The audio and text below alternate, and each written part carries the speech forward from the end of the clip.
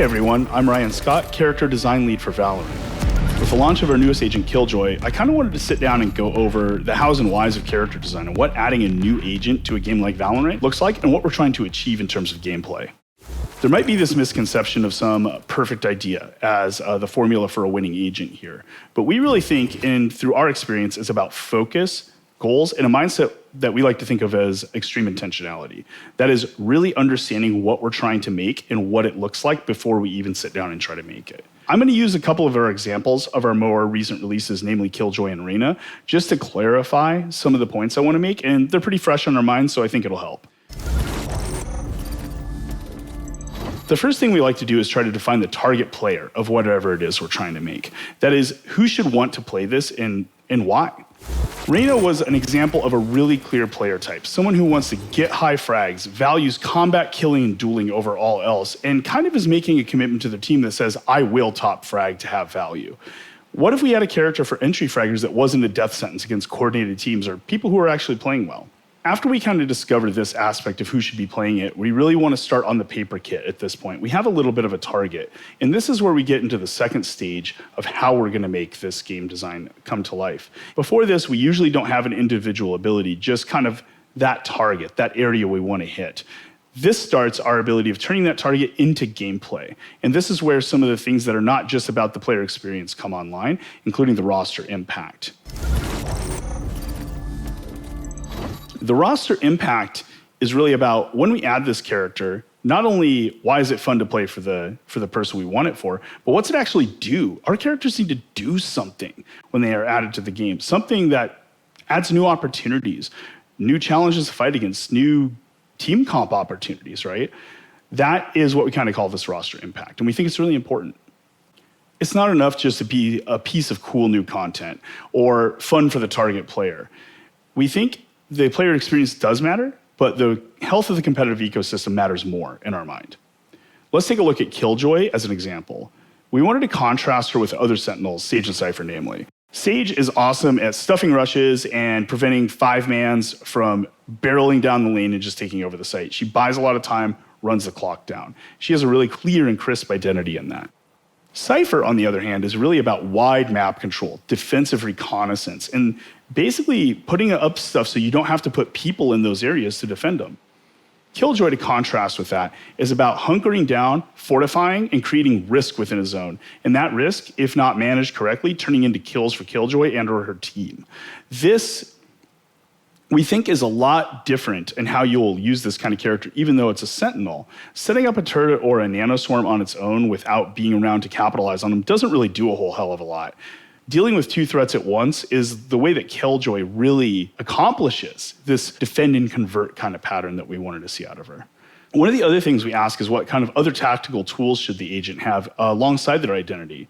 You know, in a game like this, we need a lot of things like vision blocking, a lot of things like breaking utility to kind of round out characters. You need a lot of this stuff on the team, and if only one or two characters has it, they're going to be must-picks every game. Reyna has some of this in her Leer ability. Even though she is about these top frags, she is about popping off and resetting. The Leer ability gives her some breaking utility that for her or her team, she can still have some angle value within the game and make sure that she isn't so reliant on these other non-tactical angle-style tools that she might not ever be used at all. Everything I said, though, is still just a thesis. So we have to prototype and test and answer if the kind of player we think likes this agent actually likes this agent.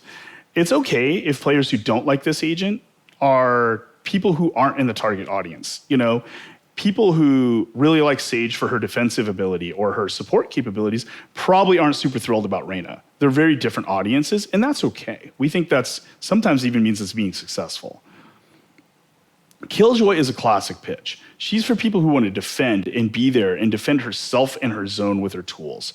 She doesn't want to just stall attackers. She wants to kill them. She wants to make a plan. She wants to have people walking on eggshells to not make a mistake, and she wants to set that whole thing up. The pitch here is really classic. We see it in a lot of different types of games. The challenge was translating it into the tactical loop for us. Reyna, on the other hand, tries to fill the high frags and entry play style by ensuring every single fight is even. You can't trade her, she'll get away with a dismiss. You can't wear her down over multiple fights, she'll heal the full each time. You need to beat her straight up on her terms. And that's the fantasy that a player who says, I'm going to go out there and top frag really wants to see. And then those provide new challenges also for the enemy players to deal with. Through this stage of prototyping, our characters usually evolve a ton. And what we ship is almost never what we started with. And I think that's important that it isn't. You're never right the first time, really. One of the things we really think about when it comes to terms of game balance is a control panel.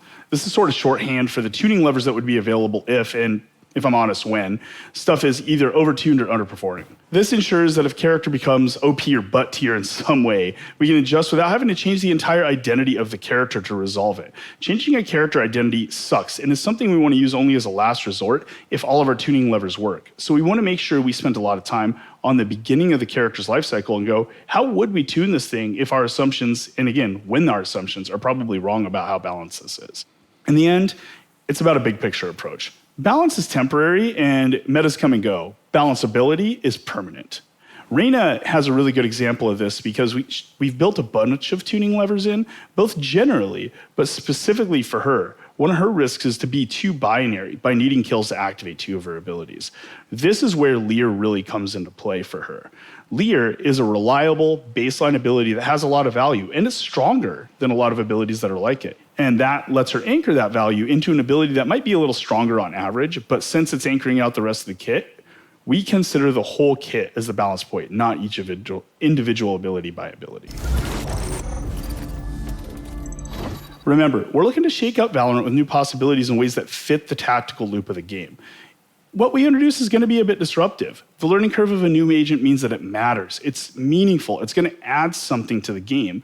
And we think that's a lot better that we might have a bit of a learning curve, or it might be frustrating to learn how to play against, than it is that you go, why did we even add this thing at all? Why does this thing even matter? We want to set our own expectations within our roster and our game, ones that'll likely be spicy or feel maybe really inappropriate inside of another tactical shooter.